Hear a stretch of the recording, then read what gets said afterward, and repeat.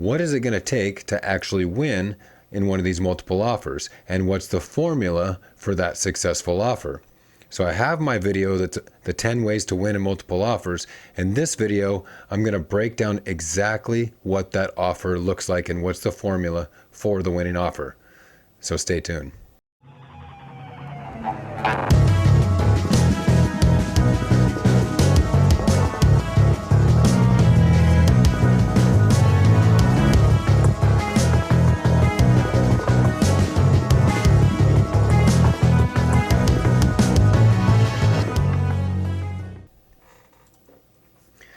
All right.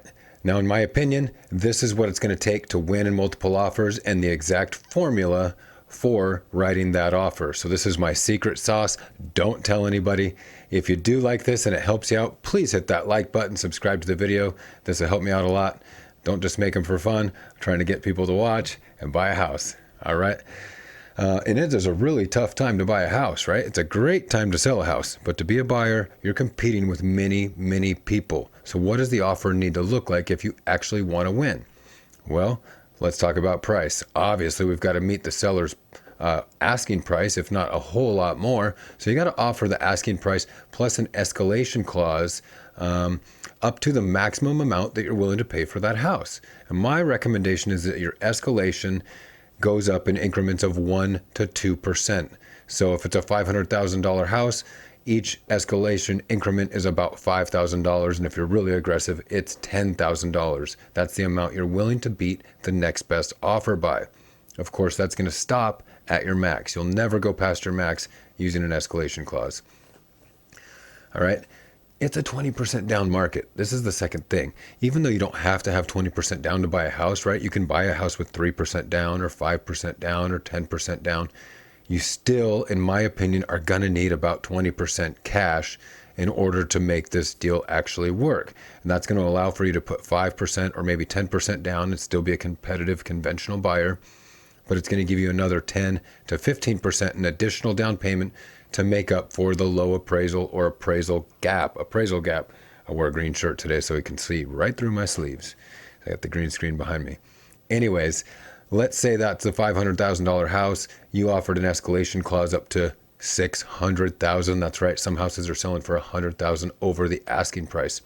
And the appraisal, at the end of the day, it comes back at $550,000. The appraiser says, well, we feel like it is worth more than the asking price, but only $550,000. But we have a contract price of $600,000. The waiver of low appraisal and that extra amount of down payment, that 10% more, $50,000, that's going to be what makes up the difference between $550,000 and $600,000. Because don't think the seller is going to come back down to what your max and what the appraisal price is. That's not the deal they're willing to make. Sellers are controlling the market. So upfront, they're going to ask that you waive low appraisal and agree to fill that appraisal gap with extra cash if needed. And how much can you fill, and where's your proof of funds? So it's very serious, but this is what you have to be able to prove to show that you are the ironclad buyer contract that's going to come through and actually close for the price that you've agreed to. Anybody could offer $600,000 on the house. Who can actually make it happen? All right.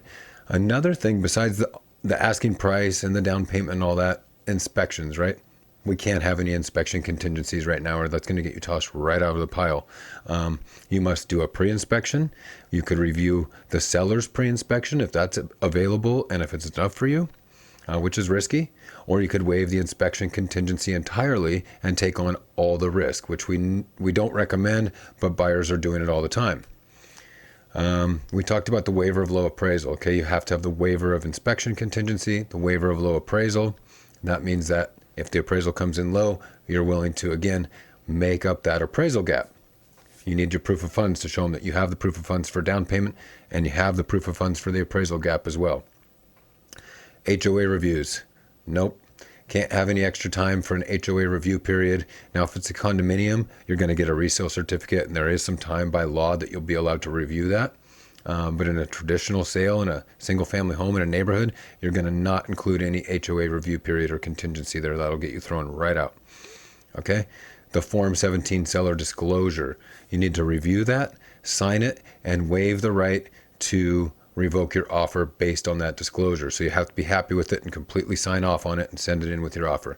I mean, this is not a requirement by law, but this is the way it needs to be presented in order to win in multiple offers. Of course, you need a pre-approval letter, and this should be a pre-approved, underwritten loan approval. Like they have your pay stubs, your tax statements, and things like that they need, and they can close in about 30 days or less. The final thing that you really need to be able to do is make your case for why you love the house. Write a why I love this house letter to the seller. Let them know these are the reasons that I love your house and why I could see myself living here for a long, long time, or whatever your story is. It's going to be important because other buyers are going to do that as well.